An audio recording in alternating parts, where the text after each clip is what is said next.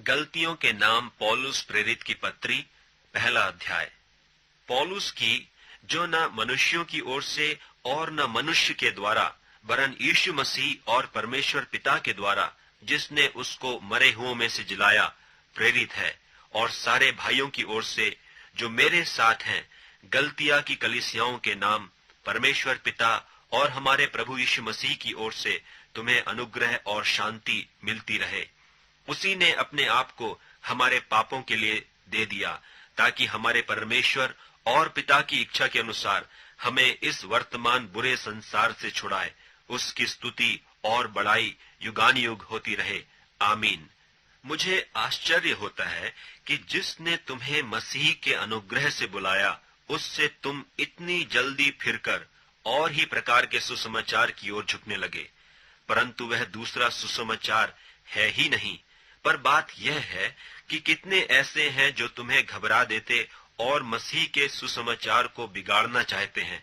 परंतु यदि हम या स्वर्ग से कोई दूत भी उस सुसमाचार को छोड़ जो हमने तुमको सुनाया है, कोई और सुसमाचार तुम्हें सुनाए, तो श्रापित हो। जैसा हम पहले कह चुके हैं, वैसा ही मैं अब फिर कहता हूं कि उस सुसमाचार को छोड़ जिसे तुमने ग्रहण किया है, यदि कोई और सुसमाचार सुनाता है, तो श्रापित हो। अब मैं क्या मनुष्यों को मनाता हूं या परमेश्वर को? क्या मैं मनुष्यों को प्रसन्न करना चाहता हूं? यदि मैं अब तक मनुष्यों को ही प्रसन्न करता रहता, तो मसीह का दास न होता। हे भाइयों, मैं तुम्हें जताई देता हूं कि जो सुसमाचार मैंने सुनाया है, वह मनुष्य का सा नहीं, क्योंकि वह मुझे मनुष्य की ओर से नहीं पहुंचा और न मुझे सिखाया गया, पर यीशु मसीह के प्रकाश से मिला। यहूदी मत में जो पहले मेरा चाल चलन था, तुम सुन चुके हो कि मैं परमेश्वर की कलीसिया को बहुत ही सताता और नाश करता था, और अपने बहुत से जाति वालों से जो मेरी अवस्था के थे, यहूदी मत में बढ़ता जाता था, और अपने बाप दादों के व्यवहारों में बहुत ही उत्तेजित था। परंतु परमेश्वर की, जिसने मेरी माता के गर्भ ही से मुझे ठहराया और अपने अनुग्रह से बुला लिया, जब इच्छा हुई कि मुझ में अपने पुत्र को प्रकट करे कि मैं अन्य जातियों में उसका सुसमाचार सुनाऊं, तो न मैंने मांस और लोहू से सलाह ली और न यरूशलेम को उनके पास गया जो मुझसे पहले प्रेरित थे, पर तुरंत अरब को चला गया और फिर वहां से दमिश्क को लौट आया। फिर 3 बरस के बाद मैं कैफा से भेंट करने के लिए यरूशलेम को गया और उसके पास 15 दिन तक रहा, परंतु प्रभु के भाई याकूब को छोड़ और प्रेरितों में से किसी से न मिला। जो बातें मैं तुम्हें लिखता हूं, देखो, परमेश्वर को उपस्थित जानकर कहता हूं कि वे झूठी नहीं। इसके बाद मैं सूरिया और किलिकिया के देशों में आया, परंतु यहूदिया की कलीसियाओं ने जो मसीह में थीं, मेरा मुंह तो कभी नहीं देखा था, परंतु यही सुना करती थीं कि जो हमें पहले सताता था, वह अब उसी धर्म का सुसमाचार सुनाता है जिसे पहले नाश करता था, और मेरे विषय में परमेश्वर की महिमा करती थीं। गलतियों के नाम पौलुस प्रेरित की पत्री, दूसरा अध्याय। 14 वर्ष के बाद मैं बरनबास के साथ फिर यरूशलेम को गया और तीतुस को भी साथ ले गया, और मेरा जाना ईश्वरी प्रकाश के अनुसार हुआ, और जो सुसमाचार मैं अन्य जातियों में प्रचार करता हूँ, उसको मैंने उन्हें बता दिया, पर एकांत में उन्हीं को जो बड़े समझे जाते थे, ताकि ऐसा न हो कि मेरी इस समय की या अगली दौड़ धूप व्यर्थ ठहरे। परंतु तीतुस भी, जो मेरे साथ था और जो यूनानी है, खतना कराने के लिए विवश नहीं किया गया। और यह उन झूठे भाइयों के कारण हुआ जो चोरी से घुस आए थे, कि उस स्वतंत्रता का जो मसीह यीशु में हमें मिली है, भेद लेकर हमें दास बनाए। उनके अधीन होना हमने एक घड़ी भर न माना, इसलिए कि सुसमाचार की सच्चाई तुम में बनी रहे। फिर जो लोग कुछ समझे जाते थे, वे चाहे कैसे ही थे, मुझे इससे कुछ काम नहीं। परमेश्वर किसी का पक्षपात नहीं करता। उनसे जो कुछ भी समझे जाते थे, मुझे कुछ भी नहीं प्राप्त हुआ, परंतु इसके विपरीत जब उन्होंने देखा कि जैसा खतना किए हुए लोगों के लिए सुसमाचार का काम पतरस को सौंपा गया, वैसा ही खतना रहितों के लिए मुझे सुसमाचार सुनाना सौंपा गया। क्योंकि जिसने पतरस से खतना किए हुओं में प्रेरिताई का कार्य बड़े प्रभाव सहित करवाया, उसी ने मुझसे भी अन्य जातियों में प्रभावशाली कार्य करवाया। और जब उन्होंने उस अनुग्रह को जो मुझे मिला था जान लिया, तो याकूब और कैफा और यूहन्ना ने, जो कलीसिया के खंभे समझे जाते थे, मुझको और बरनबास को दाहिना हाथ देकर संग कर लिया कि हम अन्य जातियों के पास जाएं और वे खतना किए हुओं के पास। केवल यह कहा कि हम कंगालों की सुधि लें, और इसी काम के करने का मैं आप भी यत्न कर रहा था। पर जब कैफा अंताकिया में आया, तो मैंने उसके मुंह पर उसका सामना किया, क्योंकि वह दोषी ठहरा था, इसलिए कि याकूब की ओर से कितने लोगों के आने से पहले वह अन्य जातियों के साथ खाया करता था। परंतु जब वे आए, तो खतना किए हुए लोगों के डर के मारे उनसे हट गया और किनारा करने लगा। और उसके साथ शेष यहूदियों ने भी कपट किया, यहाँ तक कि बरनबास भी उनके कपट में पड़ गया। पर जब मैंने देखा कि वे सुसमाचार की सच्चाई पर सीधी चाल नहीं चलते, तो मैंने सबके सामने कैफा से कहा कि जब तू यहूदी होकर अन्य जातियों की नाई चलता है और यहूदियों की नाई नहीं, तो तू अन्य जातियों को यहूदियों की नाई चलने को क्यों कहता है? हम तो जन्म के यहूदी हैं और पापी अन्य जातियों में से नहीं। तो भी यह जानकर कि मनुष्य व्यवस्था के कामों से नहीं, पर केवल यीशु मसीह पर विश्वास करने के द्वारा धर्मी ठहरता है, हमने आप भी मसीह यीशु पर विश्वास किया कि हम व्यवस्था के कामों से नहीं, पर मसीह पर विश्वास करने से धर्मी ठहरें, इसलिए कि व्यवस्था के कामों से कोई प्राणी धर्मी न ठहरेगा। हम जो मसीह में धर्मी ठहरना चाहते हैं, यदि आप ही पापी निकलें, तो क्या मसीह पाप का सेवक है? कदापि नहीं, क्योंकि जो कुछ मैंने गिरा दिया, यदि उसी को फिर बनाता हूँ, तो अपने आप को अपराधी ठहराता हूँ। मैं तो व्यवस्था के द्वारा व्यवस्था के लिए मर गया कि परमेश्वर के लिए जीऊं। मैं मसीह के साथ क्रूस पर चढ़ाया गया हूँ, और अब मैं जीवित न रहा, पर मसीह मुझ में जीवित है। और मैं शरीर में अब जो जीवित हूँ, तो केवल उस विश्वास से जीवित हूँ जो परमेश्वर के पुत्र पर है, जिसने मुझसे प्रेम किया और मेरे लिए अपने आप को दे दिया। मैं परमेश्वर के अनुग्रह को व्यर्थ नहीं ठहराता, क्योंकि यदि व्यवस्था के द्वारा धार्मिकता होती, तो मसीह का मरना व्यर्थ होता। गलतियों के नाम पौलुस प्रेरित की पत्री, 3 अध्याय। हे निर्बुद्धि गलतियों, किसने तुम्हें मोह लिया है? तुम्हारी तो मानो आंखों के सामने यीशु मसीह क्रूस पर दिखाया गया। मैं तुमसे केवल यह जानना चाहता हूँ कि तुमने आत्मा को क्या व्यवस्था के कामों से या विश्वास के समाचार से पाया? क्या तुम ऐसे निर्बुद्धि हो कि आत्मा की रीति पर आरंभ करके अब शरीर की रीति पर अंत करोगे? क्या तुमने इतना दुख यूं ही उठाया? परंतु कदाचित व्यर्थ नहीं। तो जो तुम्हें आत्मा दान करता और तुम में सामर्थ्य के काम करता है, वह क्या व्यवस्था के कामों से या विश्वास के सुसमाचार से ऐसा करता है? इब्राहिम ने तो परमेश्वर पर विश्वास किया और यह उसके लिए धार्मिकता गिनी गई। तो यह जान लो कि जो विश्वास करने वाले हैं, वे ही इब्राहिम की संतान हैं। और पवित्र शास्त्र ने पहले ही से यह जानकर कि परमेश्वर अन्य जातियों को विश्वास से धर्मी ठहराएगा, पहले ही से इब्राहिम को यह सुसमाचार सुना दिया कि तुझ में सब जातियां आशीष पाएंगी। तो जो विश्वास करने वाले हैं, वे विश्वासी इब्राहिम के साथ आशीष पाते हैं। सो जितने लोग व्यवस्था के कामों पर भरोसा रखते हैं, वे सब श्राप के अधीन हैं, क्योंकि लिखा है कि जो कोई व्यवस्था की पुस्तक में लिखी हुई सब बातों के करने में स्थिर नहीं रहता, वह श्रापित है। पर यह बात प्रकट है कि व्यवस्था के द्वारा परमेश्वर के यहाँ कोई धर्मी नहीं ठहरता, क्योंकि धर्मी जन विश्वास से जीवित रहेगा। पर व्यवस्था का विश्वास से कुछ संबंध नहीं, पर जो उनको मानेगा वह उनके कारण जीवित रहेगा।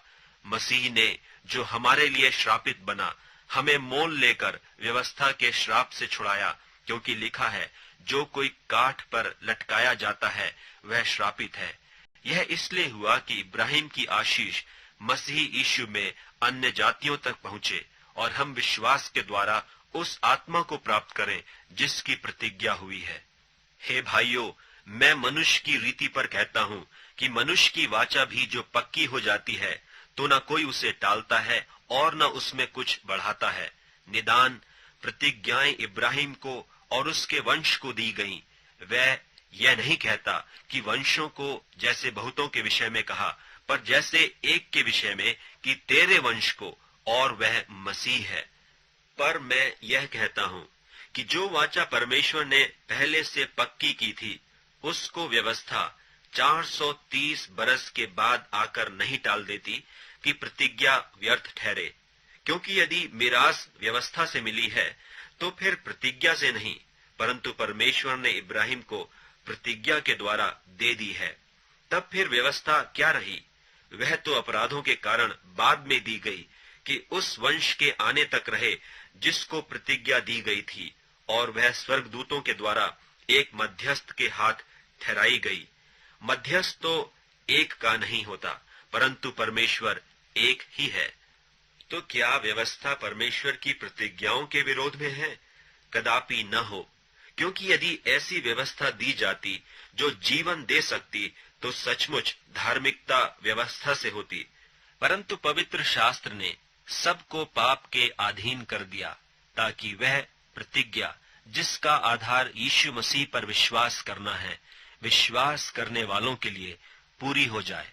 पर विश्वास से आने से पहले व्यवस्था की अधीनता में हमारी रखवाली होती थी, और उस विश्वास के आने तक जो प्रकट होने वाला था, हम उसी के बंधन में रहे। इसलिए व्यवस्था मसीह तक पहुंचाने को हमारा शिक्षक हुई है कि हम विश्वास से धर्मी ठहरे। परंतु जब विश्वास आ चुका तो हम अब शिक्षक के अधीन न रहे, क्योंकि तुम सब उस विश्वास करने के द्वारा जो मसीह यीशु पर है परमेश्वर की संतान हो। और तुम में से जितनों ने मसीह में बपतिस्मा लिया है, उन्होंने मसीह को पहन लिया है। अब न कोई यहूदी रहा और न यूनानी, न कोई दास न स्वतंत्र, न कोई नर न नारी, क्योंकि तुम सब मसीह यीशु में एक हो। और यदि तुम मसीह के हो तो इब्राहिम के वंश और प्रतिज्ञा के अनुसार वारिस भी हो। गलतियों के नाम पौलुस प्रेरित की पत्री, 4 अध्याय। मैं यह कहता हूँ कि वारिस जब तक बालक है, यद्यपि सब वस्तुओं का स्वामी है, तो भी उसमें और दास में कुछ भेद नहीं, परंतु पिता के ठहराए हुए समय तक रक्षकों और भंडारियों के वश में रहता है। वैसे ही हम भी जब बालक थे तो संसार की आदि शिक्षा के वश में होकर दास बने हुए थे। परंतु जब समय पूरा हुआ तो परमेश्वर ने अपने पुत्र को भेजा, जो स्त्री से जन्मा और व्यवस्था के अधीन उत्पन्न हुआ, ताकि व्यवस्था के अधीनों को मोल लेकर छुड़ा ले और हमको लेपालक होने का पद मिले। और तुम जो पुत्र हो, इसलिए परमेश्वर ने अपने पुत्र के आत्मा को, जो हे अब्बा हे पिता कहकर पुकारता है, हमारे हृदय में भेजा है। इसलिए तू अब दास नहीं परंतु पुत्र है, और जब पुत्र हुआ तो परमेश्वर के द्वारा वारिस भी हुआ। भला तब तो तुम परमेश्वर को न जानकर उनके दास थे जो स्वभाव से परमेश्वर नहीं, पर अब जो तुमने परमेश्वर को पहचान लिया, वरन परमेश्वर ने तुमको पहचाना, तो उन निर्बल और निकम्मी आदि शिक्षा की बातों की ओर क्यों फिरते हो, जिनके तुम दोबारा दास होना चाहते हो? तुम दिनों और महीनों और नियत समयों और वर्षों को मानते हो। मैं तुम्हारे विषय में डरता हूँ, कहीं ऐसा न हो कि जो परिश्रम मैंने तुम्हारे लिए किया है व्यर्थ ठहरे। हे भाइयों, मैं तुमसे विनती करता हूँ, तुम मेरे समान हो जाओ, क्योंकि मैं भी तुम्हारे समान हुआ हूँ। तुमने मेरा कुछ बिगाड़ा नहीं, पर तुम जानते हो कि पहले पहल मैंने शरीर की निर्बलता के कारण तुम्हें सुसमाचार सुनाया, और तुमने मेरी शारीरिक दशा को, जो तुम्हारी परीक्षा का कारण थी, तुच्छ न जाना, न उससे घृणा की, और परमेश्वर के दूत वरन मसीह के समान मुझे ग्रहण किया। तो वह तुम्हारा आनंद मनाना कहा गया। मैं तुम्हारा गवाह हूँ कि यदि हो सकता तो तुम अपनी आंखें भी निकालकर मुझे दे देते। तो क्या तुमसे सच बोलने के कारण मैं तुम्हारा बैरी बन गया हूँ? वे तुम्हें मित्र बनाना तो चाहते हैं, पर भली मनसा से नहीं, वरन तुम्हें अलग करना चाहते हैं कि तुम उन्हीं को मित्र बना लो। पर यह भी अच्छा है कि भली बात में हर समय मित्र बनाने का यत्न किया जाए, न केवल उसी समय कि जब मैं तुम्हारे साथ रहता हूँ। हे मेरे बालकों, जब तक तुम में मसीह का रूप न बन जाए, तब तक मैं तुम्हारे लिए फिर जच्चा की सी पीड़ाएं सहता हूँ। इच्छा तो यह होती है कि अब तुम्हारे पास आकर और ही प्रकार से बोलूं, क्योंकि तुम्हारे विषय में मुझे संदेह है। तुम जो व्यवस्था के अधीन होना चाहते हो, मुझसे कहो, क्या तुम व्यवस्था की नहीं सुनते? यह लिखा है कि इब्राहिम के 2 पुत्र हुए, एक दासी से और एक स्वतंत्र स्त्री से। परंतु जो दासी से हुआ वह शारीरिक रीति से जन्मा, और जो स्वतंत्र स्त्री से हुआ वह प्रतिज्ञा के अनुसार जन्मा। इन बातों में दृष्टांत है। ये स्त्रियां मानो 2 वाचाएं हैं, एक तो सीना पहाड़ की, जिससे दास ही उत्पन्न होते हैं, और वह हाजिरा है। और हाजिरा मानो अरब का सीना पहाड़ है, और आधुनिक यरूशलेम उसके तुल्य है, क्योंकि वह अपने बालकों समेत दासत्व में है। पर ऊपर की यरूशलेम स्वतंत्र है, और वह हमारी माता है, क्योंकि लिखा है कि हे बांझ, तू जो नहीं जनती, आनंद कर, तू जिसको पीड़ाएं नहीं उठती, गला खोलकर जय जयकार कर, क्योंकि त्यागी हुई की संतान सुहागिन की संतान से भी अधिक है। हे भाइयों, हम इसहाक की नाई प्रतिज्ञा की संतान हैं, और जैसा उस समय शरीर के अनुसार जन्मा हुआ आत्मा के अनुसार जन्मे हुए को सताता था, वैसा ही अब भी होता है। परंतु पवित्र शास्त्र क्या कहता है? दासी और उसके पुत्र को निकाल दे, क्योंकि दासी का पुत्र स्वतंत्र स्त्री के पुत्र के साथ उत्तराधिकारी नहीं होगा। इसलिए हे भाइयों, हम दासी के नहीं परंतु स्वतंत्र स्त्री की संतान हैं। गलतियों के नाम पौलुस प्रेरित की पत्री 5वां अध्याय। मसीह ने स्वतंत्रता के लिए हमें स्वतंत्र किया है, सो इसी में स्थिर रहो और दासत्व के जुए में फिर से न जुतो। देखो, मैं पौलुस तुमसे कहता हूं कि यदि खतना कराओगे तुम मसीह से तुम्हें कुछ लाभ न होगा। फिर भी मैं हर एक खतना कराने वाले को जताए देता हूं कि उसे सारी व्यवस्था माननी पड़ेगी।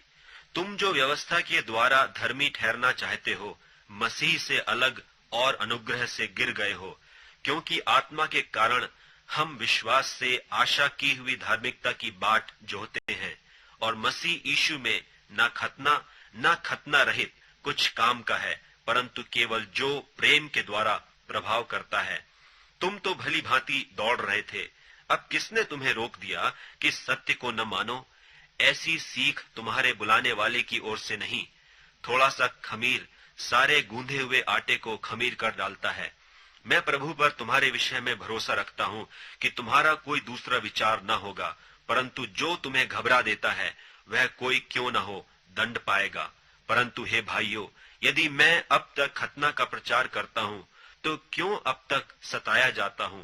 फिर तो क्रूस की ठोकर जाती रही। भला होता कि जो तुम्हें डामाडोल करते हैं वे काट डाले जाते। हे भाइयों, तुम स्वतंत्र होने के लिए बुलाए गए हो, परंतु ऐसा न हो कि यह स्वतंत्रता शारीरिक कामों के लिए अवसर बने, वरन प्रेम से एक दूसरे के दास बनो, क्योंकि सारी व्यवस्था इस एक ही बात में पूरी हो जाती है कि तू अपने पड़ोसी से अपने समान प्रेम रख। पर यदि तुम एक दूसरे को दांत से काटते और फाड़ खाते हो, तो चौकस रहो कि एक दूसरे का सत्यानाश न कर दो। पर मैं कहता हूं, आत्मा के अनुसार चलो, तो तुम शरीर की लालसा किसी रीति से पूरी न करोगे, क्योंकि शरीर आत्मा के विरोध में और आत्मा शरीर के विरोध में लालसा करती है, और ये एक दूसरे के विरोधी हैं, इसलिए कि जो तुम करना चाहते हो वह न करने पाओ। और यदि तुम आत्मा के चलाए चलते हो तो व्यवस्था के अधीन न रहे। शरीर के काम तो प्रकट हैं, अर्थात व्यभिचार, गंदे काम, लुचपन, मूर्ति पूजा, टोना, बैर, झगड़ा, ईर्ष्या, क्रोध, विरोध, फूट, विधर्म, डाह, मतवालपन, लीला क्रीड़ा और इनके ऐसे और काम हैं। इनके विषय में मैं तुमको पहले से कह देता हूं, जैसा पहले कह भी चुका हूं, कि ऐसे ऐसे काम करने वाले परमेश्वर के राज्य के वारिस न होंगे। पर आत्मा का फल प्रेम, आनंद, मेल, धीरज, कृपा, भलाई, विश्वास, नम्रता और संयम है। ऐसे ऐसे कामों के विरोध में कोई भी व्यवस्था नहीं।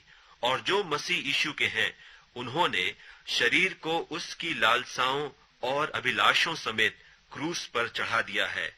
यदि हम आत्मा के द्वारा जीवित हैं, तो आत्मा के अनुसार चले भी। हम घमंडी होकर न एक दूसरे को छेड़ें और न एक दूसरे से डाह करें। गलतियों के नाम पौलुस प्रेरित की पत्री 6वां अध्याय। हे भाइयों, यदि कोई मनुष्य किसी अपराध में पकड़ा भी जाए, तो तुम जो आत्मिक हो, नम्रता के साथ ऐसे को संभालो और अपनी भी चौकसी रखो कि तुम भी परीक्षा में न पड़ो। तुम एक दूसरे के भार उठाओ और इस प्रकार मसीह की व्यवस्था को पूरी करो। क्योंकि यदि कोई कुछ न होने पर भी अपने आप को कुछ समझता है, तो अपने आप को धोखा देता है।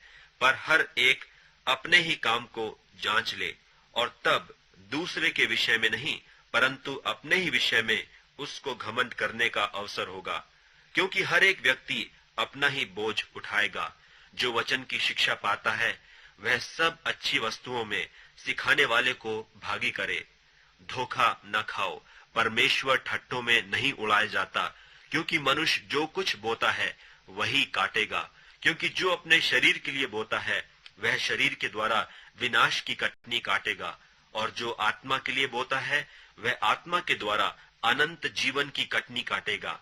हम भले काम करने में हियाव न छोड़ें, क्योंकि यदि हम ढीले न हो तो ठीक समय पर कटनी काटेंगे। इसलिए जहां तक अवसर मिले, हम सबके साथ भलाई करें, विशेष करके विश्वासी भाइयों के साथ।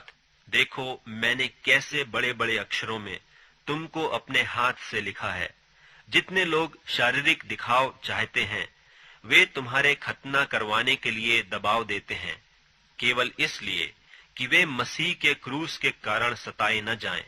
क्योंकि खतना कराने वाले आप तो व्यवस्था पर नहीं चलते, पर तुम्हारा खतना कराना इसलिए चाहते हैं कि तुम्हारी शारीरिक दशा पर घमंड करें। पर ऐसा न हो कि मैं और किसी बात का घमंड करूं, केवल हमारे प्रभु यीशु मसीह के क्रूस का, जिसके द्वारा संसार मेरी दृष्टि में और मैं संसार की दृष्टि में क्रूस पर चढ़ाया गया हूं। क्योंकि न खतना और न खतना रहित कुछ है, परंतु नई सृष्टि। और जितने इस नियम पर चलेंगे, उन पर और परमेश्वर के इस्राएल पर शांति और दया होती रहे। आगे को कोई मुझे दुख न दे, क्योंकि मैं यीशु के दागों को अपनी देह में लिए फिरता हूं। हे भाइयों, हमारे प्रभु यीशु मसीह का अनुग्रह तुम्हारी आत्मा के साथ रहे। आमीन।